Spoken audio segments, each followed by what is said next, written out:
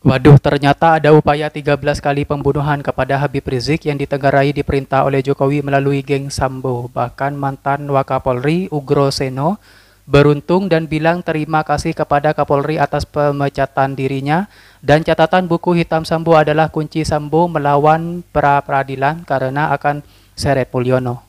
Di depan calon terpidana mati. Saya tahu tiga terpidana mati ini korban kriminalisasi. Korban kriminalisasi? Iya. Saya berani pertanggungjawabkan. Saksi sidang pernah saya panggil, saya rekam, rekamannya ada kok. Sampai sekarang belum saya publis saja itu. Saya khawatir nanti setelah 10 tahun lagi lah saya keluarkan nanti. Bapak kenal tidak Pak dengan sosok Brigjen Hendra Kurniawan ini? Iya, saya pasti kenal karena dulu juga anak buah saya. Saya pribadi, saya kurang sependapat seperti ini. Orang lebih bagus dihukum mati daripada dihukum demosi 8 tahun. Waktu telepon Kapolri waktu itu, saya copot kamu. Siap, terima kasih Jenderal. Dicopot, terima kasih saya. Lagi, upaya pembunuhan yang ke-13. Saat beliau memberikan kuliah subuh di satu tempat. Dari Megamendung, Bogor, dari pondok pesantren beliau, ternyata sudah dibuntuti. Beliau bersama anak, cucu, menantu, dan pengawal-pengawalnya berangkat lewat tol Cikampek. Saat di tol Cikampek, ya disitulah target pembunuhan yang ketiga. Kejar-kejaran di jalan tol Cikampek. Targetnya Habib Rizik Syihab harus dibunuh saat itu juga. Alhamdulillah, pengawal Habib Rizik berhasil menghadang. Jadi mobil pengawalnya berhasil menghadang dari para pembunuh Habib Rizik Syihab ini. Sehingga akhirnya Habib Rizik Syihab dengan kecepatan tinggi berhasil lolos bersama anak, menantu, istri, dan cucu. Itu. Sehingga yang masih ada kejar-kejaran di sini adalah pengawal 6 orang. Oleh pembunuh ini tadi langsung bannya itu ditembak. Ban mobilnya pengawalnya Habib Rizik ditembak. Sampai akhirnya dengan kecepatan tinggi itu di tol Cikampek itu tidak, bannya kan sudah meletus sampai ke kilometer 50. Disitulah terjadilah penangkapan. Ini benar-benar kejahatan yang sangat luar biasa. Sampai akhirnya tidak ada konfirmasi. Qadarullah, mobil yang pengawal itu ada di sebuah showroom Polwan. Sehingga akhirnya mobil itu ditemukan dan itu akhirnya dibawa ke rumahnya Habib Rizik Syihab. Saya melihat sendiri di rumahnya Habib Rizik Syihab itu ada mobil yang itu informasi yang disampaikan oleh aparat ke publik, pengawal ini melawan petugas. Tapi kalau bapak ibu melihat kondisi mobilnya, bukan melawan petugas, justru mobil ini ditembak, lubang-lubang tembakan oleh aparat itu ya, itu mengenai mobil pengawal ini itu banyak sekali, sampai bannya juga. Itu nampak jelas, bukan melawan petugas. Tidak ada pengawal Habib Rizik yang membawa senjata tajam, itu tidak ada. Semua tangan kosong. Nah itulah yang terjadi.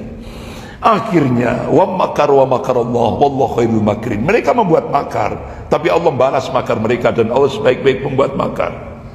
Akhirnya terbongkar rahasia itu.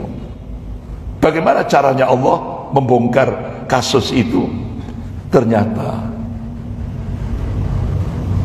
yang membunuh pengawal Habib Rizik ini adalah anak buahnya atas perintah Jenderal Sambo. Jadi caranya Allah membongkar itu rapi sekali. Terjadi perselingkuhan.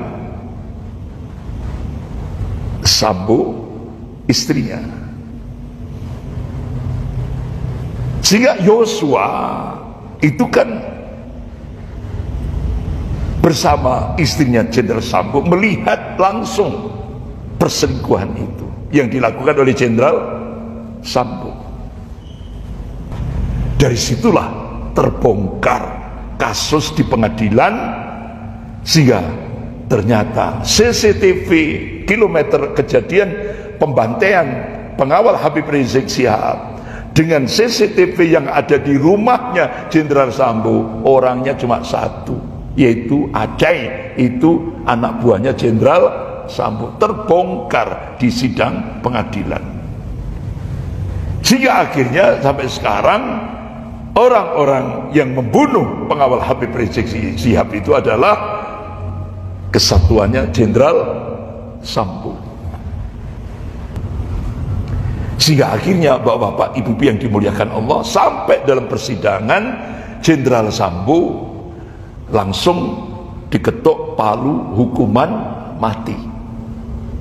Tok. Apa yang terjadi? Jenderal Sambo ngancam, kalau saya jadi dihukum mati, saya akan bongkar buku hitam. Nah, buku hitam itu apa?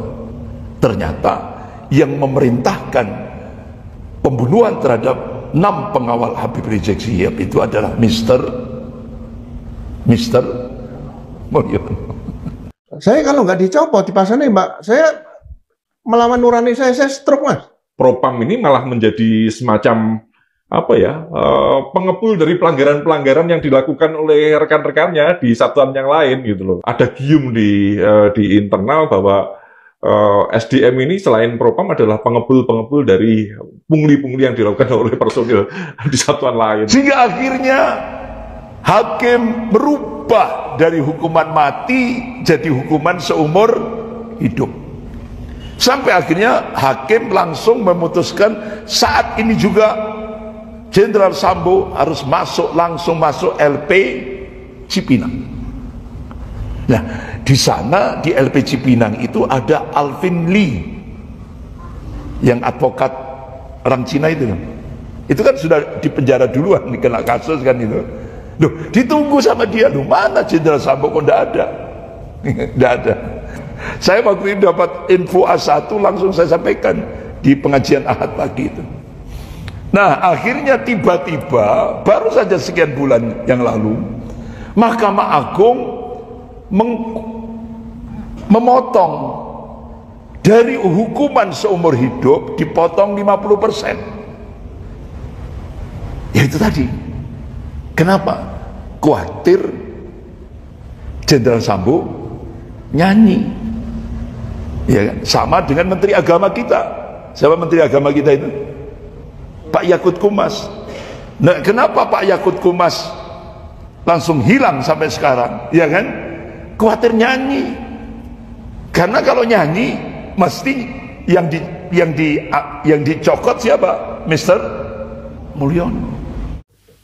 Habib Rizik angkat bicara pemecatan Verdi Sambo atas pembunuhan Brigadir J satu persatu mulai terbuka. Pemecatan Verdi Sambo dalam sidang kode etik profesi Polri setelah ditetapkan sebagai tersangka pembunuhan Brigadir J mendapat respon dari berbagai pihak. Salah satunya adalah Habib Rizik sebagai mantan Ketua Umum FPI angkat bicara terkait dengan pembunuhan Brigadir J oleh Verdi Sambo. Dalam satu ceramahnya, Habib Rizik yang juga terlibat langsung dalam insiden KM50 mengatakan bahwa sebelumnya kita tidak tahu siapa yang terlibat, namun satu persatu saat ini mulai terbuka.